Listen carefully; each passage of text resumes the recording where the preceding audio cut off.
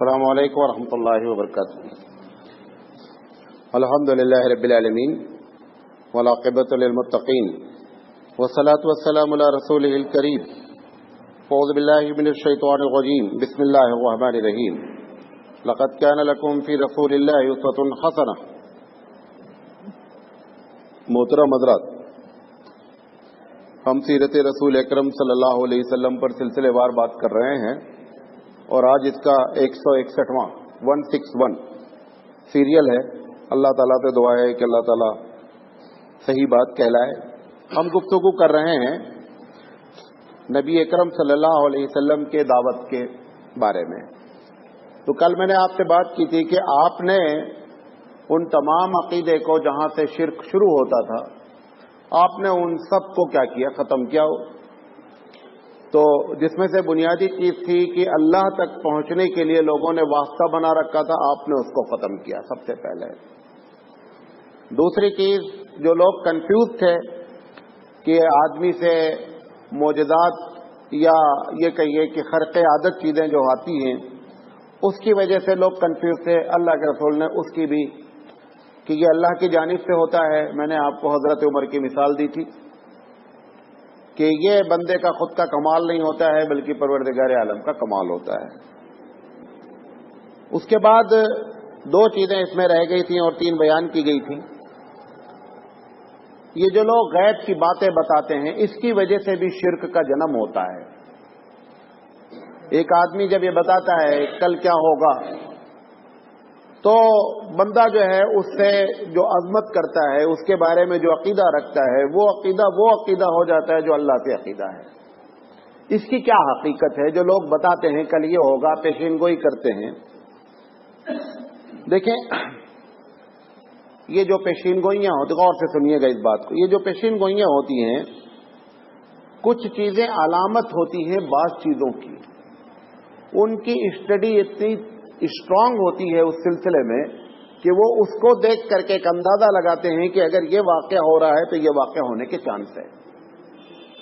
نبی کریم صلی اللہ علیہ وسلم نے یہ جو پام ریڈر ہوتے ہیں، ہاتھوں کو جو پڑھتے ہیں، ان کے بارے میں آپ نے فرمایا کہ اس کا علم ایک علم ہے. آپ نے انکار نہیں کیا اس کے علم کا، کیونکہ یقینی بات ہے کہ آپ اپنے ہاتھ کی لکیروں کو ایک مرتبہ کہیں پرنٹ کر لیں، 2-4 سال کے بعد آپ دیکھیں گے تو لکیریں تبدیل ہوں گی، اور ہوتی ہیں، ہر آدمی کی ہوتی ہیں. نبی کریم صلی اللہ علیہ وسلم نے اس کی نفی نہیں فرمائی کہ یہ لکیریں جو چینج ہوتی رہتی ہیں اس کی کوئی حقیقت نہیں. آپ نے فرمایا کہ اس کے بارے میں انسان کو علم صحیح نہیں ہے، جس کی وجہ سے میں تم کو منع کرتا ہوں کہ آپ اس کے اوپر اعتقاد نہیں کریں. اچھا، چونکہ اس کی حقیقت ہے لہذا لوگوں نے اس کو زیادہ تر پیشہ بنایا، اور پیشہ بنا کر کے اس سے لوگوں کو بیوقوف بنانے کی فکر کی. لیکن یہ علم ہوتا ہے. آپ نے فرمایا لکیروں کا علم ہوتا ہے، لیکن اس علم کے جاننے والے اس وقت کوئی صحیح لوگ موجود نہیں ہیں، لہذا میں تم کو منع کرتا ہوں. اگر ذرائع کے ذریعے فیوچر کی بات بتاتا ہے، مثال کے طور پر ایک آدمی الٹرا ساؤنڈ مشین دیکھ کر کے بتاتا ہے کہ اس کے پیٹ میں لڑکا ہے یا لڑکی ہے، یہ ممکنات میں سے ہے، یہ غیب کی بات نہیں ہے. ہاں، میں یہاں بیٹھا ہوں، پیچھے کمرے میں کون بیٹھا ہے، میں کہتا ہوں، میں چیلنج کرتا ہوں فلاں آدمی بیٹھا ہوا ہے، جبکہ میں نے دیکھا نہیں ہے. اگر آپ ایسی باتیں کرتے ہیں، اس کے بارے میں قرآن مجید کہتا ہے کہ یہ جھوٹ بولتا ہے. اگر وہ سچ بھی ہو گیا خدا نہ خواستہ تو بھی جھوٹ ہے.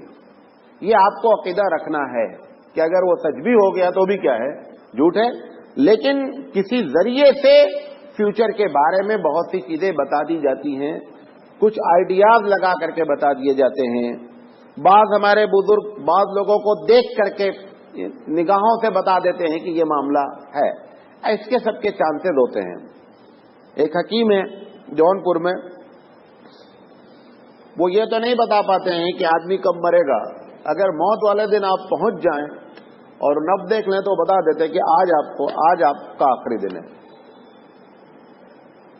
کئی کیس ایسے ہوئے کہ ان کے مریض پہنچے، انہوں نے نب دیکھ کر کے کہا آپ اس کو لے جائیے گھر، دوا کرنے کا کوئی فائدہ نہیں، یہ آج بھر کا مہمان ہے، یہ نہیں معلوم ہے کب مرے گا، لیکن آج سے زیادہ یہ چل نہیں سکتا. اس کی نب بتا رہی ہے کہ آخری معاملہ ہے.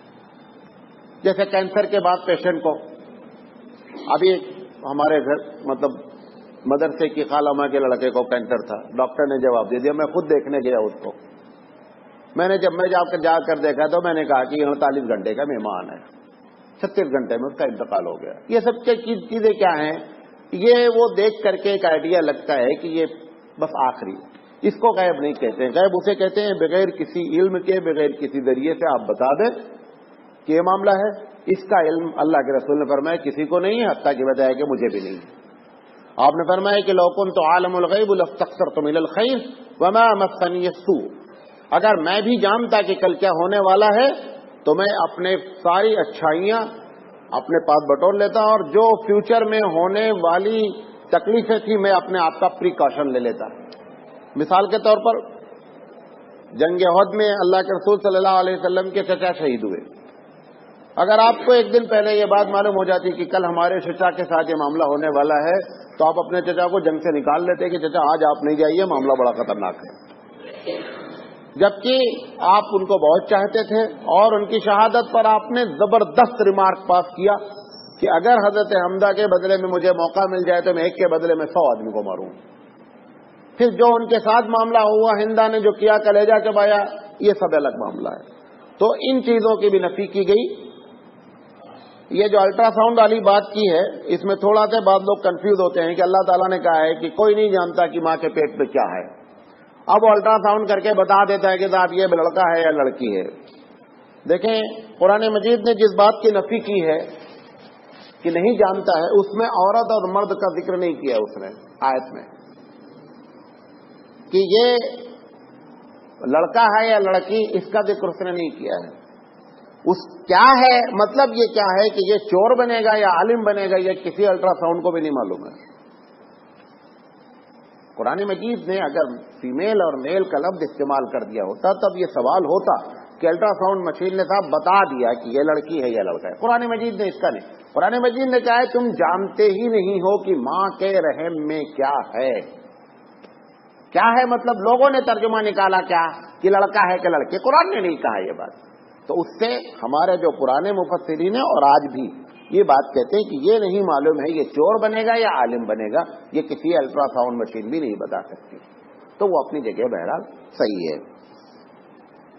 اس کے بعد جو شرک کی وجہ بنی، جب ان لوگوں کو یہ معلوم ہوا کہ بعض لوگ خاص لوگ ہیں تو ان کو خوش کرنے کے لیے کہ یہ ہماری قیامت میں سفارش کریں گے، اس لیے بھی شرک اس درجے سے بھی کیا ہوا، داخل ہوا۔ وہ ایک بندہ چلتے ہوئے قبر پہ جھکتا ہے، ایک آدمی مندر کے کنارے سے جاتے ہوئے گزرتا ہے، سینکڑوں لوگ ایک ساتھ اس کے سامنے کھڑے ہیں، مانگ رہے ہیں۔ ان کو صرف یہ ہے کہ یہ اللہ کے بڑے قریب لوگ ہیں اور ہمارا معاملہ کیا کریں گے، قیامت میں پار کر دیں گے، آج بھی پار کریں گے۔ یہ بات آپ نوٹ کر لیں، کسی کا معاملہ کوئی پار نہیں کرائے گا۔ ہمارے اہل سنت والجماعت کا عقیدہ ہے کہ اللہ کے رسول صلی اللہ علیہ وسلم قیامت میں سفارش کریں گے۔ کس کی کریں گے، کب کریں گے، یہ کسی کو نہیں پتا۔ کریں گے لیکن کب کریں گے یہ کسی کو معلوم نہیں ہے۔ یہ حدیث میں یہ ہے، اللہ کے رسول سے اللہ کہے گا کہ محمد صلی اللہ علیہ وسلم جہنم میں جا کے دیکھو کہ اگر کوئی ایمان والا ہو تو نکال لو۔ وہ جہنم میں جا کے دیکھنے کا مطلب جہنم میں تو جا چکی امت۔ وہ جو لوگ سمجھ رہے ہیں کہ جہنم میں جانے ہی نہیں دیں گے اللہ کے رسول، یہ ایک دم غلط بات ہے، یہ کسی کا پاور نہیں ہے۔ اللہ کے رسول صلی اللہ علیہ وسلم نے خود فرمایا کہ قیامت میں 3 جگہ عائشہ میں تم کو نہیں پہچانوں گا کہ تم کہاں ہو۔ ایک جب اللہ بلائے گا اور کہے گا نبی کریم صلی اللہ علیہ وسلم سے کہ آپ اپنا رزلٹ لیجئے، تو اس وقت اللہ کے رسول کہتے ہیں میں یہ پلٹ کر نہیں دیکھوں گا کہ عائشہ کیا معاملہ کیا ہو رہا ہے۔ یہ عائشہ کا ذکر کیوں؟ عائشہ بڑی چہیتی بیوی ہے نبی کریم صلی اللہ علیہ وسلم کی، ان کے ساتھ آپ کا معاملہ یہ ہے۔ پھر آپ نے فرمایا کہ جب نام اعمال تولا جائے گا تو بھی میں نہیں دیکھوں گا، میں اپنے نام اعمال کے پلڑے کو دیکھ رہا ہوں گا کہاں معاملہ جا رہا ہے، میں عائشہ کی فکر نہیں کروں گا۔ پھر جب پلسرات سے گزرنے لگیں گے تو میں پلٹ کر نہیں دیکھوں گا کہ عائشہ آ رہی ہیں کہ نہیں آ رہی ہیں، میں اپنے گزرنے کی فکر میں رہوں گا۔ یہ کون ہیں؟ یہ سید الانبیاء ہیں، جن کے بارے میں ہمارا عقیدہ ہے کہ جنت کا سب سے اعلیٰ درجہ آلریڈی آپ کے لیے کیا ہے، اپوائنٹ ہے۔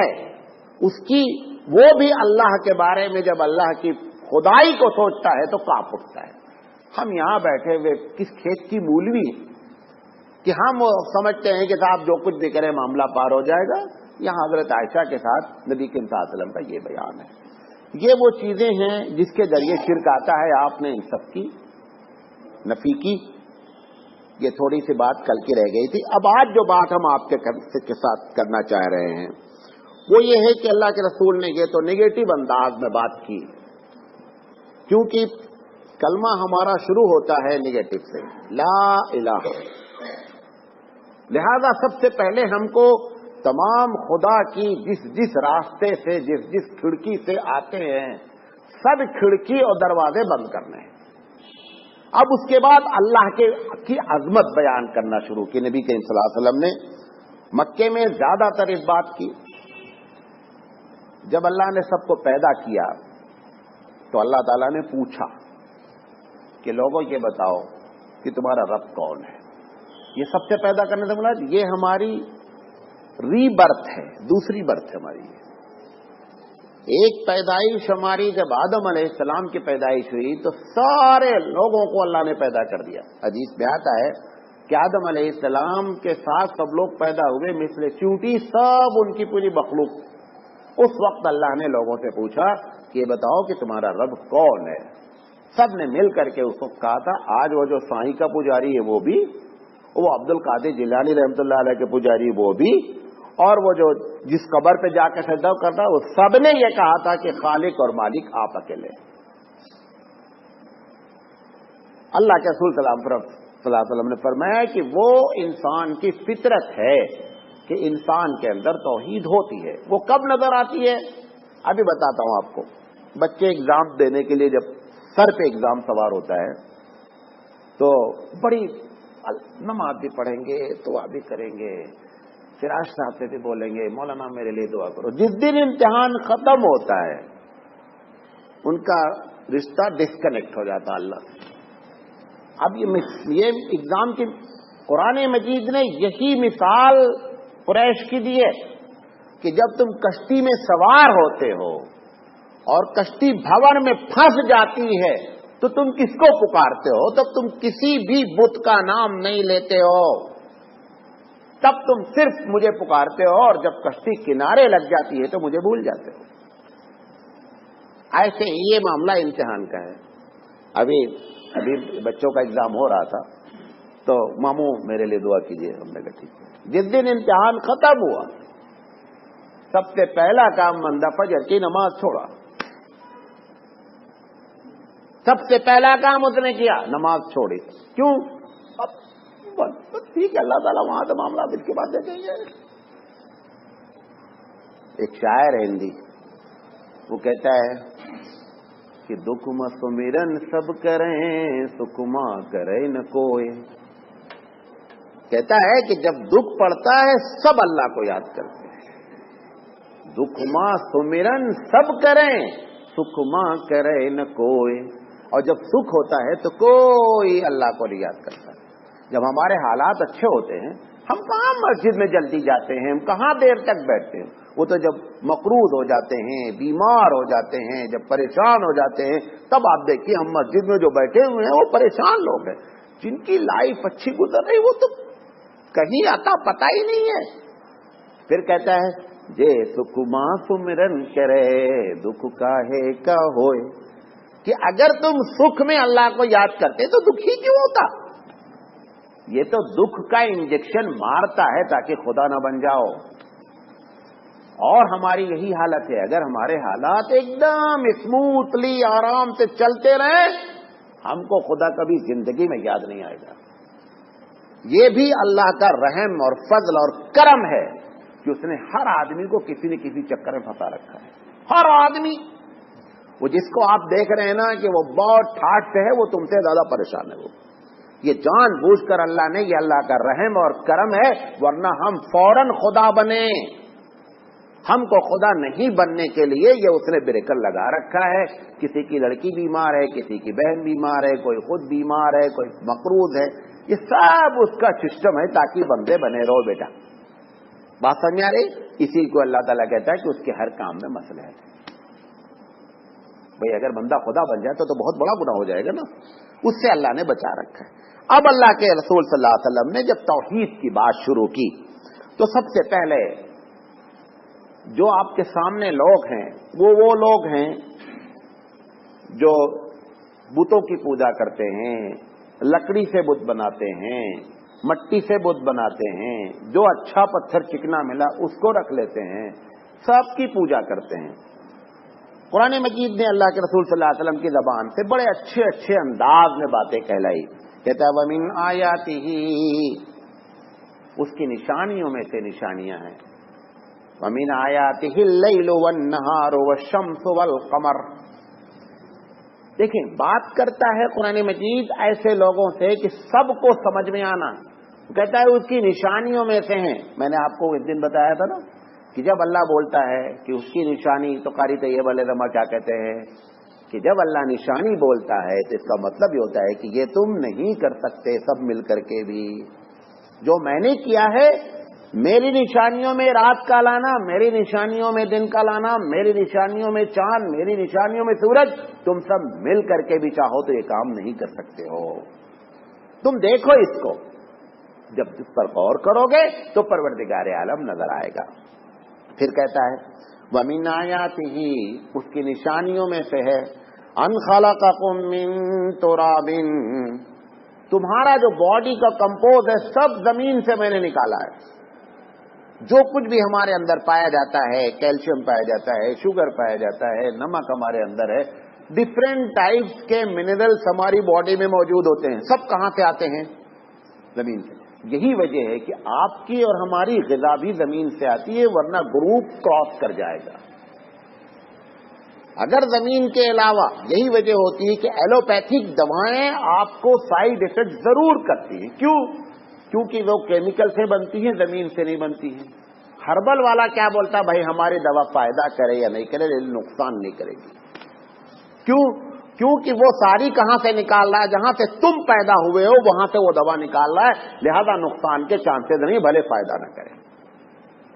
तो ये ग्रुप अल्लाह ताला यही बात कह रहा है कि मैंने तुमको उस मिट्टी से पैदा किया क्योंकि तुम्हारी ग़िज़ा हमको उसमें रखनी थी।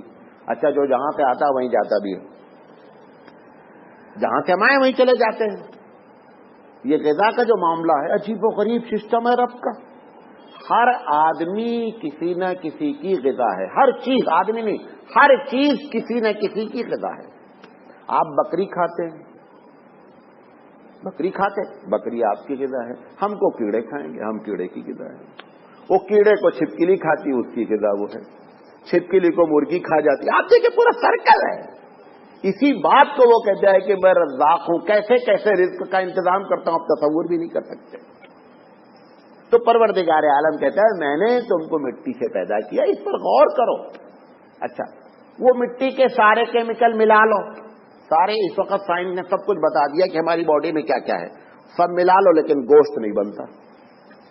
बना लो, वो मिला करके सारे हम लोगों को एनालाइज कर दिया गया। साइंस बता रही है कि साहब तुम्हारे अंदर कैल्शियम इतने % है, सॉल्ट इतने % है, शुगर इतने % है, फला ये। चलो भाई उतने % हम मिला दो तो गोश्त बन जाएगा? नहीं बनेगा। कमाल उसका है कि वही केमिकल जिसकी तुम तहकीक कर चुके हो मिलाता है, गोश्त बना देता, तुम गोश्त नहीं बना सकते। फिर कुरान मजीद कहता है, अल्लाह ताला नबी के सल्लल्लाहु की ज़बान मुबारक से कहलवाया था, तबारकल्लज़ी जअल फ़िस्समाइ बुरूजा, उसने आसमान में मुख्तलिफ किस्म के बुर्ज बनाए हैं। ये लोग जो लोग फल्कियात पर नजर रखते हैं वो दंग रह जाते हैं। ऐसी ऐसी चीजें हैं, सूरज एक जगह रोशनी डालता है और उससे करीब का सैयारा उसमें अंधेरा है। सूरज की रोशनी जो गैलेक्सी है बहुत सी जगह पे पड़ती है, उस जिस पर पड़ रही है उससे करीब वाले पर नहीं पड़ रही है। कोई नहीं पता कि साहब उस पर अंधेरा क्यों है, जबकि अक्ल तो ये कहती है कि जब उसके बाद वाले सैयारे पर पड़ रही है तो उस पर भी पड़नी चाहिए। प्लेन जब उड़ता है तो बाद प्लेन में वो टेम्परेचर बताता रहता है कि इस वक्त आउटसाइड टेम्परेचर क्या है। आपको हैरत होगी ابھی ہم بامبے سے لکھنؤ آ رہے تھے، بھوپال سے جب یہ چلا اوپر تو بتا رہا ہے -40 ٹمپریچر ہے اوپر کا. بھائی اوپر کا علاقہ سورج سے زیادہ قریب ہے، ٹمپریچر زیادہ ہونا چاہیے. وہاں پہ 40 مائنس ٹمپریچر جا رہا ہے، جو اس وقت امریکہ کا بھی ٹمپریچر نہیں ہے، اور نیچے جو ہے وہ 36 ٹمپریچر ہے.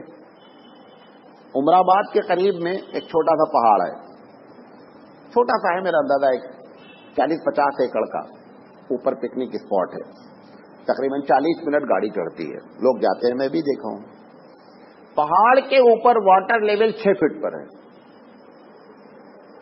اس کے دامن میں واٹر لیول 250 فٹ پر ہے. میں نے خود بکٹ سے پانی نکالا ہے، اس میں رسی نہیں لگتی ہے، اس نے 3 زینے بنا رکھے ہیں، آپ زینہ اتر جائیے اور کنویں سے پانی نکال لیجیے. 6 فٹ پر واٹر لیول ہے اور اسی کے دامن میں 250 فٹ پہ واٹر لیول ہے. یہ سب وہ کمال ہیں کہ اگر آپ سوچیں اور ہم سوچیں تو معلوم ہوتا ہے کہ کوئی اس کو ریموٹ کنٹرول سے کنٹرول کر رہا ہے. پھر کہتا ہے وَجَعَلَ فِيهَا سِرَاجًا وَقَمَرًا مُنِيرًا، اور پھر آسمان میں ہم نے ایک ایسا لیمپ لگایا ہے کہ بجھا دیتا ہوں تو پورے دنیا کے لیمپ لگ جاتے ہیں، اندھیرا برقرار رہتا ہے. ایک جلا دیتا ہوں، آدھی دنیا کو کیا کر دیتا ہوں، سارے لیمپ فیل ہو جاتے ہیں، روشنی ہو جاتی ہے. یہ ساری باتیں کن سے خطاب کر رہا ہے؟ اللہ کی عظمت بتانے کے لیے. اللہ کو کہ رسول صلی اللہ علیہ وسلم عربوں سے خطاب کر رہے ہیں، آپ اونچی فلسفیانہ بات نہیں کر رہے ہیں، کیونکہ وہ جو لوگ ہیں بدو ہیں، ان کے سامنے ایسی باتیں کر رہے ہیں جو ڈیلی دیکھ رہے ہیں. پھر قرآن مجید کہتا ہے کہ ما تری فی خلق الرحمن من تفاوت فارجع البصر هل تری من فطور. کہتا ہے کیا تم اللہ کی تخلیق میں تم غور نہیں کرتے ہو، اور غور کر کے دیکھو کہ اس میں کسی قسم کا ڈس بیلنس نہیں ہے؟ دوبارہ غور کر لو، فرجع البصر هل تری من فطور، کوئی نقص پاتے ہو اس کے اندر؟ سورج کو ایک ڈیوٹی پہ لگا دیا ہے، بیچارہ لگا ہوا ہے، کیا مجال ہے کہ اپنی ڈیوٹی سے وہ ایک سیکنڈ ادھر ادھر ہو جائے؟ چاند کو اپنی ڈیوٹی پہ لگا رکھا ہے. قرآن مجید کہتا ہے کہ یہ میرا کمال ہے. اللہ کہتا ہے یہ میرا کمال ہے کہ میں نے ایسی ایسی چیزیں کر رکھی ہیں، آپ اس پر غور کریں، یہ رب کی عظمت ہے. پھر کہتا ہے عقلی دلیل میں، جب لوگوں نے بعض لوگوں نے یہ بھی نا مکے میں تھے کہ اللہ کا ہی ایک ہے، ایران سے افیکٹو تھے، کہا لو کان فیہما آلہۃ الا اللہ لفسدتا، کہہ رہا اگر 2 خدا ہوتے تو جھگڑے ہو جاتے. ہم بھی کہتے ہیں نا کہ اگر 2 بادشاہ ہو جائیں گے تو کیا ہو جائے گا ایک ملک میں. ایک چھوٹے سے اسکول میں 2 پرنسپل بٹھال دو، پھر مزہ دیکھو. اگر اس پورے عالم میں 2 ہو جائے گا تو کیا؟ اللہ خود کہتا ہے کہ اگر 2 ہوتا، اگر 2 خدا ہیں جیسا تم کہتے ہو، وہ بولتا سورج نکلے گا، دوسرا بولتا نہیں نکالنے کا ہے، تو وہاں فائٹ ہوتی، اور تمہارا کیا حشر ہوتا یہ تو بعد میں معلوم، پہلے فائٹ ادھر ہوتی. اللہ تعالیٰ کہتا ہے کہ اگر 2 ہوتے تو فائٹ ضرور ہولی، لفسدتا، تو اس میں کائنات میں ایسا فساد برپا ہو جاتا کہ آپ تصور نہیں کر سکتے. پھر کہتا ہے دوسری جگہ لو کان فیہما آلہۃ، دوسری جگہ وما کان معہ من الہ، کہتا اس کے ساتھ کوئی اللہ نہیں ہے. اذا لذہبا، اگر اس کے ساتھ ایسا ہوتا، آگے آئے تھے میں نے لکھا نہیں پڑی کہ اگر اس کے ساتھ کوئی دوسرا خدا، تو ہر خدا اپنی مخلوق کو اونچا کرتا اپنے لوگوں کے ساتھ.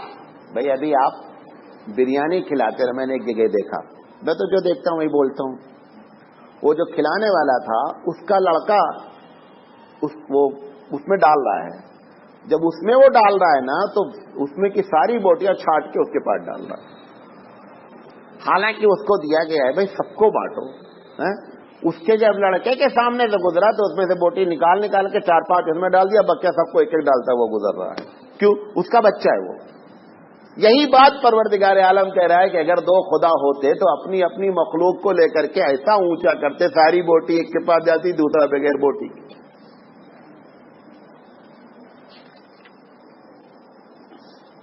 پھر اللہ تعالیٰ کے بارے میں یہ تو اصل میں کیا ہے نا، ہماری بدقسمتی ہے کہ ہم قرآن مجید کو یہ سمجھنا ہی نہیں چاہتے ہیں کہ اللہ کہہ کیا رہا ہے. کہتا لہو ملک السماوات والارض، آسمان اور زمین کی ساری ملکیت اللہ کے رب میں. بتاؤ کون اس میں ایک پر مار سکتا ہے؟ کون کیا کر سکتا ہے؟ دوسری جگہ کہتا عالم الغیب والشہادہ، کل کیا ہونا ہے، کچھ کیا ہوا ہے، سب کچھ قیامت تک کی رپورٹ رکھتا ہے. ایک لمحے سے بھی اگر وہ قرآن مجید کہتا سورہ میں کل یوم ہوا فی شان، ہر آن پروردگار عالم کا ایک معاملہ، ایک جلوہ، ایک لمحہ بھی اگر وہ دنیا سے غافل ہو جائے تو معاملہ کیا ہو جائے؟ ختم ہو جائے. پھر کہتا ہے الحی لا الہ الا ہو، وہ زندہ ہے، اس کے علاوہ کوئی اللہ نہیں ہے. کیوں زندہ ہے؟ مطلب کیا ہے؟ مرنا یہ آپ کی صفت ہے. جو مرتا ہے وہ کمزور ہے. آپ بتائیے، مرنا تو درکنار ہے، بوڑھا ہونا نہیں چاہتے، بوڑھا ہونا ہی نہیں چاہتے کسی طریقے سے. مرنا تو مرنے کو تو سوچتے ہی نہیں ہے. جبکہ 100% یقین ہے. اگر اس سے تنہائی میں پوچھا جائے بھائی مرو گے کہ نہیں مرو گے، بولے گا مریں گے. تیاری کر رہے ہو، ابھی تو سوچا ہی نہیں مرنے کا. مرنا انسان کی کمزوری ہے. اللہ نے جان بوجھ کر کے مارنے کا سسٹم رکھ رکھا ہے. اس میں بھی بڑا کمال ہے. کبھی زندگی رہی تو موت پر بات کریں گے. پھر کہتا ہے عندہ مفاتیح الغیب لا يعلمها الا هو، کہتا ہے کہ اس کے پاس سارے خزانے کی غیب کی چابیاں ہیں. جس کو چاہتا ہے کھولتا ہے، جس کو چاہتا ہے بند کر دیتا ہے. آپ دیکھیں، ایک آدمی، دو اسٹوڈنٹس ایک ہی ٹیچر کے پڑھائے ہوئے برابر کے رینک ہولڈر ہیں. ایک کو جاب ملتی، دوسرے کو نہیں ملتی. ایک کی چابی بند کر دیا، ایک کی چابی کھول دیا. اب وہ جس کی چابی بند کر دیا اس کا یہ مطلب نہیں وہ اس سے ناراض ہے، جس کی چابی کھول دیا اس کا یہ مطلب نہیں اس سے خوش ہے. اگر یہ فلسفہ، یہ بہت لوگ کنفیوز ہیں، اگر یہ فلسفہ صحیح ہے تو موسیٰ کی چابی بند تھی فرعون کے زمانے میں، فرعون کی چابی کھلی ہوئی تھی تو فرعون صحیح ہو جاتا. فرعون کے پاس، قارون کے پاس، آپ قرآن مجید میں ہے، خزانہ اتنا تھا کہ خزانے کی چابی کو گدھے پر لادتا تھا. خزانے کو نہیں، خزانے میں جو لاکرز تھے اس لاکرز کی چابی کو گدھے پر لادتا تھا.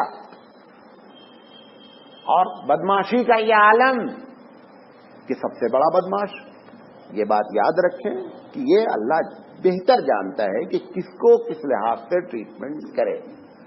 وہ ایک ٹیچر ہوتا ہے، ایک ڈاکٹر ہوتا ہے، ایک دوا دیتا ہے، سیم مریض پہنچتا وہ دوا اس کو نہیں لکھتا، دوسرا لکھ دیتا. اب آپ اس سے ضد کریں یار ابھی وہ بھی یہی بولا تھا تم اس کو دوا نہیں لکھے مجھے لکھ. ہر آدمی کے ساتھ وہ الگ الگ ٹریٹمنٹ کرتا ہے. وہ سمجھ رہا ہے کہ کون سی دوا کس کو سوٹ کرے گی، کون نہیں کرے گی. ایسے ہی پروردگار عالم ہے کہ کس کی چابی کھولنے پر یہ بندہ رہے گا، کس کی چابی بند کرنے پر بندہ رہے گا. کھول کر کبھی کبھی جہنم میں پہنچاتا ہے اور کبھی کبھی بند کر کے جنت میں پہنچا دیتا ہے. بھئی اللہ کے رسول صلی اللہ علیہ وسلم سے زیادہ محبوب کون ہے؟ کوئی نہیں ہے. اور قریش تانا دے رہے ہیں کہ آپ بولتے میں سید الانبیاء ہوں اور اللہ کا بڑا محبوب ہوں، پیسے ہے نہیں تمہارے پاس. اللہ تعالیٰ نے کہا محمد صلی اللہ علیہ وسلم ان سے کہہ دو کہ اگر پیسے کی بنیاد پر شرافت ہے تو میں احد کا پہاڑ سونے کا بنا دوں. پیسہ شرافت نہیں ہے. شرافت یہ ہے کہ اللہ کا خوف کس کے پاس کتنا ہے، اللہ والا کے. تمہارے پاس سونے کے پہاڑ ہیں، اللہ سے مانگتے ہو کچھ نہیں. اللہ کے رسول جھوٹ میں ہاتھ اٹھا دیتے ہیں تو پروردگار کہ کبھی ایسا نہیں ہوا کہ لوگوں نے آ کر کے مکے میں شکایت کی ہو یا مدینے میں شکایت کی ہو کہ اللہ کے رسول بڑی بارش کی کمی ہے، آپ دعا فرما دیں. صحابی کہتے ہیں کہیں بادل کا ہوتا پتہ نہیں ہوتا تھا اور ہاتھ اٹھاتے تھے اور گم گم گم گم بارش ہوتی تھی. ابھی ہم مسجد سے نکل بھی نہیں پاتے تھے کہ بارش شروع ہو جاتی تھی. سارے مالدار مل کر کے اٹھا لو کرا لو بارش.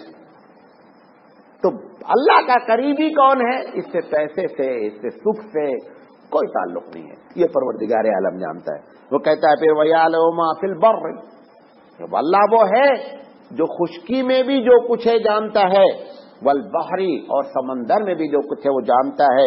وما تسقط من ورقۃ الا یعلمها، ایک پتا بھی نہیں گرتا مگر وہ جانتا ہے کہ پتا گرا ہے. یہ قرآن کی آیت ہے. کتنے پتے ہیں اس کے پہلے بتایا آپ کو. درخت کا پتہ ہی نہیں ہے، پتے کا پتہ کیسے بتایا جائے. اس طریقے سے اللہ کی عظمت کو پروردگار عالم کی عظمت کو نبی کریم صلی اللہ علیہ وسلم نے لوگوں کے سامنے اجاگر کیا. کہتا ہے اللہم قل اللہم مالک الملک تؤتی الملک من تشاء وتنزع الملک ممن تشاء وتعز من تشاء وتذل من تشاء.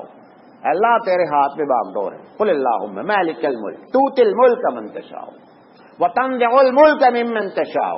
جس سے چاہتا ہے تو ملک دیتا ہے، جس سے چاہتا ہے تو چھین لیتا ہے، جس کو چاہتا ہے عزت دیتا ہے، جس کو چاہتا ہے تو بے عزت کر دیتا ہے. امام اعظم رحمۃ اللہ علیہ کے بعد ایک صاحب نے آ کر کے پوچھا، ایک سوال پوچھا.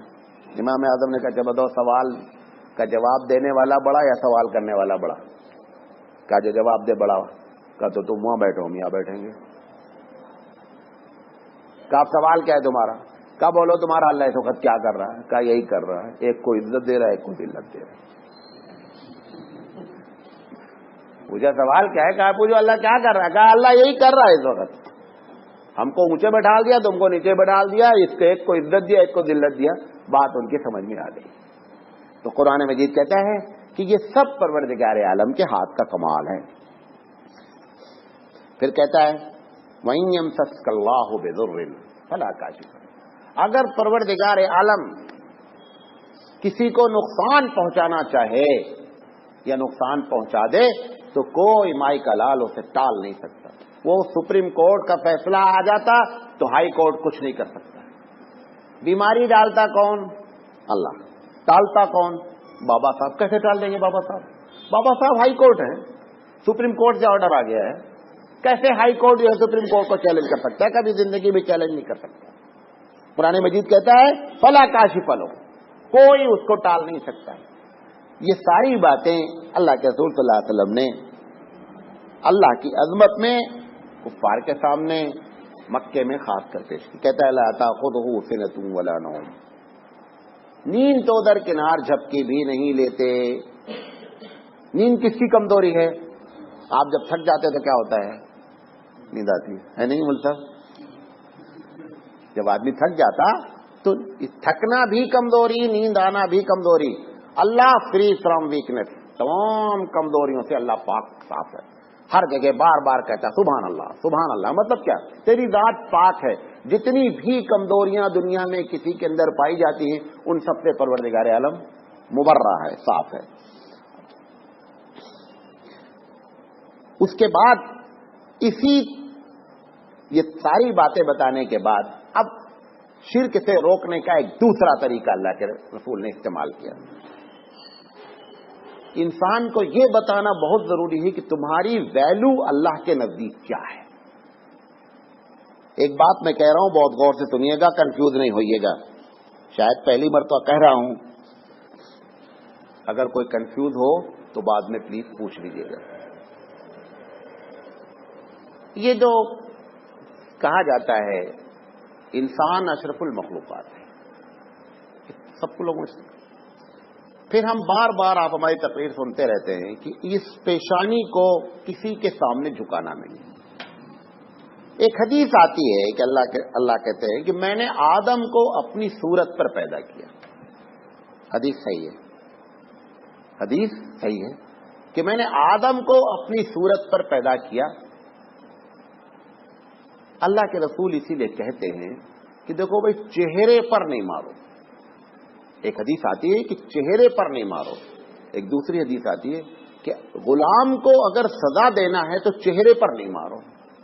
تیسری حدیث آتی ہے کہ اگر کوئی جنگ میں شامل ہے اور تم وار کر رہے ہو تو اس کے چہرے پر نہیں مارو. ٹھیک ہے، ایسے تقریباً 4-5 حدیثیں ہیں جو چہرے کی. پھر آپ نے فرمایا کہ جب جنگ ہو جائے، آدمی کا قتل ہو جائے تو مسلمانوں کو ہدایت دی گئی کہ تم ان کو مسلح نہیں کرو، یعنی ان کا ناک نہیں کاٹو، ان کا کان نہیں کاٹو. اس سے آپ نے سخت منع فرمایا. تو سید سلیمان ندوی رحمۃ اللہ علیہ لکھتے ہیں کہ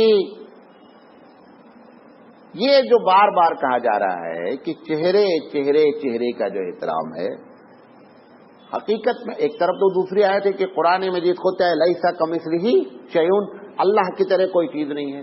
اب یہ حدیث آ رہی ہے کہ آدم کو اللہ نے اپنی صورت پر پیدا کیا۔ اس کی تشریح جو صحیح ہے وہ یہ ہے کہ جو اللہ کے اندر صفتیں تھیں اس کی ناقص صفتیں کچھ ہمارے اندر رکھ دی گئی۔ مثال کے طور پر اللہ دیکھتا ہے، آپ کے اندر بھی دیکھنے کا کچھ مادہ رکھ دیا گیا۔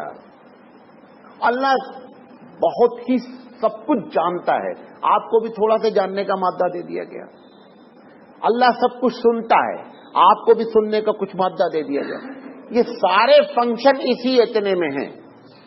جو فنکشن ہے بیسیکلی وہ سارے کے، اب تو سائنس اس بات پہ تحقیق کر چکی، بقیہ پوری باڈی تو سب اسی کے انڈر میں ہے۔ حتیٰ کہ آپ ہاتھ بھی ہلاتے ہیں تو جب تک برین آپ کو سگنل نہیں دیتا آپ ہاتھ بھی ہلا نہیں سکتے ہیں۔ تو سارا معاملہ اس کا ہے۔ اور یہ صفتیں کس کی ہیں؟ اللہ کی صفتیں، وہ ناقص صفت آپ کے اندر ہے، لہذا اللہ اس بات کو برداشت نہیں کرتا ہے کہ ہماری اس صفت والا بندہ کسی کے سامنے جھک جائے۔ اس لیے وہ کہتا ہے کہ اس پیشانی کو کسی کے سامنے جھکنا نہیں چاہیے، کیونکہ اس میں جتنی چیزیں ہیں وہ ساری کی ساری کس کی صفت ہیں؟ پروردگار عالم کی عطا کردہ ناقص ہے۔ آپ دیکھتے ہیں، اللہ بھی دیکھتا ہے، لیکن ہمارا دیکھنا، اللہ کا دیکھنا کیا ہے؟ زمین آسمان کا۔ اگر زیادہ دیکھو تو بھی پرابلم ہے، معلوم آپ کو؟ ابھی دہی ہے، اگر آپ زیادہ دیکھنے لگیں دہی کھا ہی نہیں سکتے۔ وہ تو جو ٹیسٹ آتا ہے وہ سارا کیڑوں کا ٹیسٹ ہے، اس میں بیکٹیریا اتنی ہوتی ہے کہ اگر آپ کی آنکھ تیز ہو جائے تو آپ دہی چھوئیں گے نہیں۔ جس کو بہت شوق ہے چٹنی اور پٹنی سب کھاتے رہتے ہیں، وہ اللہ کا دیکھیں، اللہ کا اس میں بھی فضل ہے نا کہ تمہاری آنکھ کی روشنی کو کم رکھا کہ کیڑے نظر نہیں آنا، ورنہ کھا ہی نہیں پائیں گے۔ بہت سی چیزیں نہیں کھا سکتے جس کے اندر کیڑے موجود ہوتے ہیں، وہ کیڑا ہی ذائقہ ہے۔ ابھی یہ کتاب ہے، آپ اس کو بہت قریب کر لیجیے تو بھی نہیں پڑھ سکتے آپ۔ یہ سب اللہ تعالیٰ تو دیکھنا ہے، سننا ہے، جاننا ہے، سب کچھ ہے اللہ کی صفت میں سے، لیکن کامل صفت کس کی ہے؟ رب ذوالجلال کی ہے، وہ اس کے اندر موجود ہے۔ لہذا وہ انسان کو بتاتا ہے کہ تو بڑا عزت والا اور عظمت والا ہے، اس کو تم خاص طور پر دھیان میں رکھو۔ قرآن مجید کہتا ہے انی جاعل فی الارض خلیفہ، کہ میں تم کو زمین پر اپنا نائب بنانے جا رہا ہوں۔ کس کو؟ انسان کو۔ جو انسان اللہ کا نائب ہو، اللہ کے حکم کے تحت زندگی گزارتا ہو، وہ کسی درخت کے سامنے جھک جائے۔ ارے کم سے کم جس کے سامنے جھکو اس کو تو معلوم ہو کہ میرے سامنے جھکا جا رہا ہے۔ میں نے آپ کو بتایا تھا یہیں چوراہے پہ بیٹھا ہوا ایک آدمی گائے کو چوم کے جا رہا ہے۔ میں بہت دیکھا کیا ہے، وہ گائے بیچاری کو نہیں معلوم ہے کہ میں پوجنی ہوں، ہندی میں بولتے پوجنی، جس کی پوجا کی جائے، اس کو بیچاری کو نہیں معلوم میں پوجا کی جا رہی ہوں، اور لوگ اس کو پوجا کر رہے ہیں۔ حماقت کی انتہا ہے، اشرف المخلوقات ہے اور ایسی ٹھوکریں کیا ہے کھا رہا ہے۔ پھر قرآن مجید کہتا ہے انا عرضنا الامانۃ علی السماوات والارض، میں نے امانت کو، اللہ کہتا ہے میں نے امانت کو زمین اور آسمان پر پیش کیا، سب نے انکار کر دیا کہ اللہ یہ بہت مشکل کام ہے۔ فحملها الانسان، انسان نے کہا اللہ میں اٹھاؤں گا اس امانت کو۔ تو جس کو زمین اور آسمان انکار کر دے اس سے بھی اشرف کون ہوا؟ انسان ہوا۔ تو اللہ کے رسول صلی اللہ علیہ وسلم نے انسانوں کو یہ بتانے کی فکر کی کہ تمہارا درجہ کیا ہے، ساری دنیا تمہارے لیے پیدا کی گئی ہے اور تم ادھر ادھر بھٹک رہے ہو، کوئی چیز نہیں چھوڑ رہے ہو جس کی تم عبادت نہیں کر رہے۔ کم سے کم اس بات کو غور کرو۔ یہ جو جن ہے نا، قرآن سورہ جن میں یہ لکھا ہوا ہے، جن پہلے ہم سے ڈرتے تھے بہت زیادہ کہ یہ اشرف المخلوقات ہیں، ان سے پنگا نہیں لینے کا۔ یہ جو جب پہاڑوں پہ یہ نبی کے متاثر آنے سے پہلے کی بات ہے کہ لوگ جب پہاڑوں پر جاتے تو وہاں چلاتے زور زور بھائی اس علاقے کا اگر کوئی جن ہو تو ہم اس کی پناہ میں آتے ہیں، ہم کو چھیڑنا نہیں۔ تو انہوں نے میٹنگ کی، جنہوں نے کہ کیا چکر ہے یار، ہم ان سے ڈرتے ہیں، یہ ہماری پناہ لیتے ہیں۔ وہاں سے یہ چڑھ گئے تمہارے اوپر، وہاں سے یہ چڑھے کہ ہم بے مطلب ان سے ڈر رہے ہیں، یہ تو ہماری پناہ مانگتا ہے۔ وہاں سے جنہوں نے ہمارے اوپر حملہ شروع کیا اور آج تک ہر گھر میں اب جن ہو ہی گئے. اب کوئی گھر بچا ہی نہیں ہے.